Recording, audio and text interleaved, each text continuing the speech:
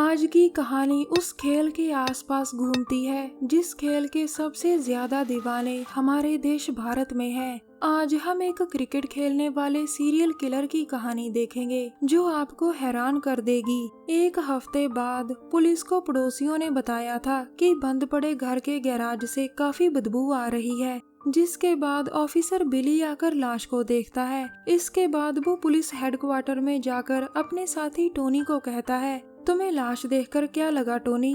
हमें 3 दिन पहले वॉल की लाश मिली थी जिसे बल्ले से मार मार कर रगड़ दिया था। आज किलर ने गैराज में स्टंप से बंदा रगड़ दिया। लगता है किलर कोई क्रिकेटर होगा जो चुन चुन कर बंदों को मार रहा है। तभी टोनी फोन की घंटी सुनकर उसे उठाता है और बिली वहां से चला जाता है। अगले दिन पुलिस को एक और डरावनी लाश मिली थी, जिसके बाद पुलिस चीफ एक जरूरी मीटिंग बुलाकर कहता है, दोस्तों आप सभी को पता है कि पिछले महीने टेस्ट मैच के दौरान एक कत्ल हुआ था।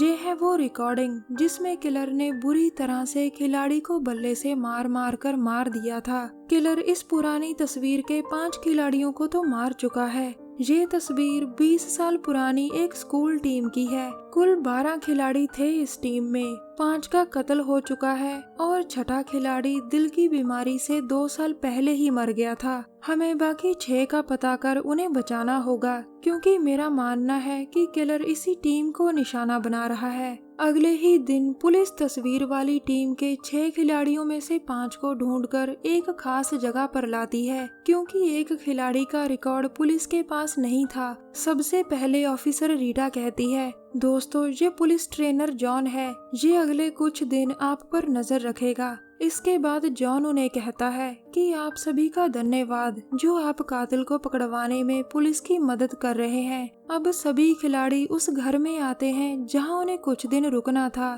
ताकि जब किलर किसी को मारने आए तो पुलिस उसे पकड़ सके। बिली भी रीटा और जॉन का काम देखने आया था। उन्होंने घर के आसपास कैमरे लगा रखे थे, लेकिन दूसरी तरफ किलर भी पूरा तैयार था और इस बार वो अपने हथियार और तेज कर रहा था। कुछ देर बाद खिलाड़ी बेन उठकर कहता है, मैं चला बाहर घूमने। ये कहकर वो बाहर चला जाता है, लेकिन घर से दूर जाते ही उसे किलर पकड़ लेता है जो घर पर नजर रखे हुए था। वो बेन के कपड़े उतार कर उसे भगा भगा कर तड़पाता है और उसके बाद उसे मौत के घाट उतार देता है। देर रात को खिलाड़ी बिल्ला समय बिताने के लिए पीटर के बाल ठीक कर रहा था। अचानक बिल्ला को पीछे से आकर किलर पकड़ लेता है। वो उससे बचने की काफी कोशिश करता है, लेकिन किलर तो जैसे पत्थर का बना हुआ था।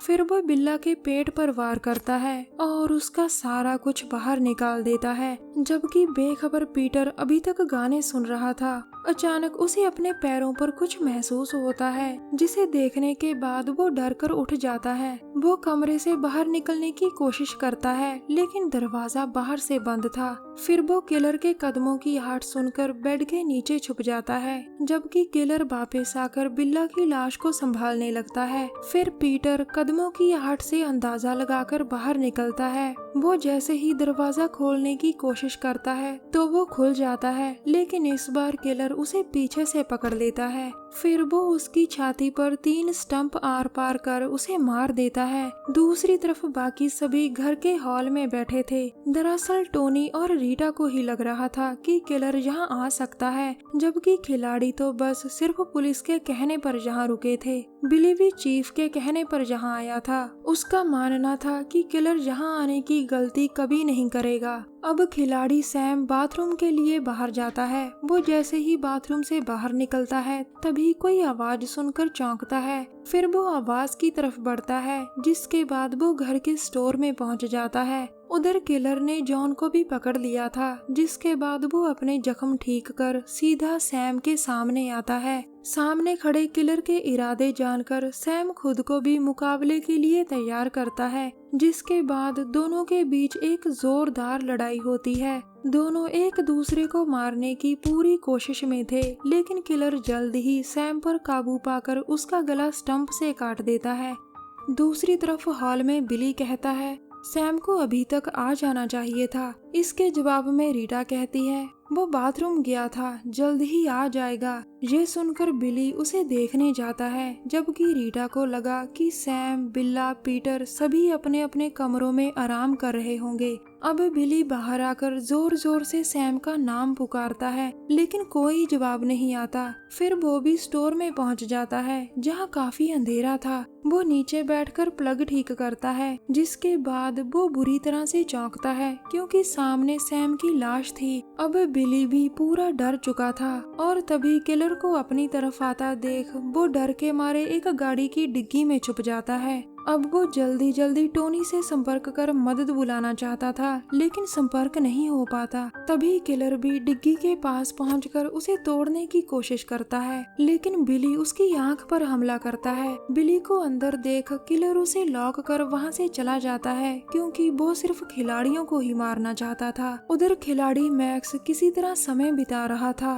और तभी किलर आकर उसके हाथ पर वार करता है। मैक्स किसी तरह अपने हाथ से स्टंप निकालकर किलर से मुकाबला करता है, लेकिन किलर जल्द ही उसे मार देता है। दूसरी तरफ जिस छठे खिलाड़ी का रिकॉर्ड पुलिस के पास नहीं था, वो तो रीटा का भाई निकला। और तभी रीटा आकर टोनी से कहती है, मैं अपने जुड़वा भाई का साथ कभी नहीं छोड़ सकती। ये सुनकर टोनी उसे गिरफ्तार करने की कोशिश करता है, लेकिन तभी रीटा उस पर वार करती है। टोनी भागकर स्टोर में जाकर हथियार उठाता है, लेकिन रीटा भी उससे किसी तरह कम नहीं थी। वो उसे पकड़कर उसके कंधे पर स्टंप मारती है, जिसके बाद वो दर्द से तड़पता है। वो किसी तरह रीटा को रोककर जल्दी जल्दी स्टंप निकालकर उसकी टांग पर वार करता है। अब टोनी पूछता है, मुझे बताओ कहाँ है तुम्हारा भाई? उसकी बात सुनकर रीटा हंसती है, क्योंकि उसका भाई वहाँ आ चुका था। वो टोनी को बेहोश कर अपनी बहन को उठाता है ताकि उसकी मदद कर सके। वो अभी बाहर निकला ही था कि तभी सामने तैयार हुआ बिली आता है। वो किलर से कहता है, चलो देखें तुम कितने दमदार हो। ये सुनकर किलर उस पर बॉल से हमला करता है, जो सीधा बिली के सिर पर लगती है। लेकिन बिली जैसे तैसे खुद को संभालता है और दोनों आपस में लड़ने लगते हैं। किलर उसे काफी मारता है, उसे काफी पीटता है, उसे डराने की पूरी कोशिश करता है, लेकिन बिली किसी तरह उस पर काबू पाकर उसे मौत के घाट उतार देता है। इसके बाद वो रीटा के पास जाकर उसे देखता है, लेकिन रीटा तो अपने भाई के साथ थी और ये बात बिली नहीं जानता था। दरअसल किलर यानी क्रिस एक बहुत शानदार क्रिकेट खिलाड़ी था, लेकिन उसके साथी खिलाड़ी उसकी कामयाबी देखकर उससे जलते थे। वो उसे परेशान करते थे और कभी कभी उसे मैच से पहले जख्मी भी कर देते थे ताकि वो मैच ना खेल सके। इन सभी चीजों के कारण क्रिस पीछे रह गया था और उसके अंदर बदले की आग जलने लगी। आखिर में दोस्तों, दूसरों को दबाकर हम कभी आगे नहीं बढ़ सकते। सैम, पीटर, बिल्ला, मैक्स, बेन इन सभी ने क्रिस को आगे बढ़ने से रोका था, लेकिन ये सभी खुद भी कभी अच्छे खिलाड़ी नहीं बन सके। अंत में दोस्तों, अगर आप उन मूवीज की एक्सप्लेनेशन देखना चाहते हैं जो किसी और जगह नहीं, तो हमारे चैनल को जरूर सब्सक्राइब करें। मिलते हैं अगली वीडियो में, तब तक के लिए नमस्कार, जय हिंद। हमारी वीडियो देखने के लिए धन्यवाद।